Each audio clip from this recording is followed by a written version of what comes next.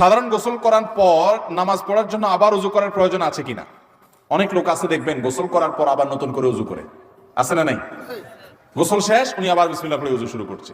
এটা একটা নিষ্প্রয়োজনীয় কাজ, কোনো দরকারি কাজ না, বেদরকারি কাজ।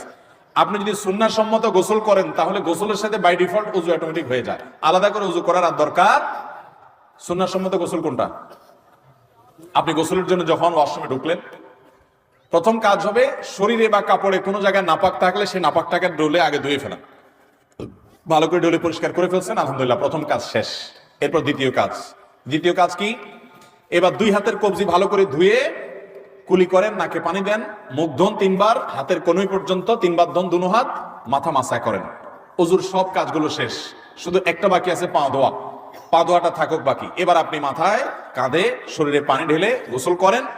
ওয়াশরুম থেকে বের হওয়ার সময় 2 পা একেবারে ইয়া পর্যন্ত, টাকনু পর্যন্ত ধুয়ে এরপর আপনি বের হয়েছে।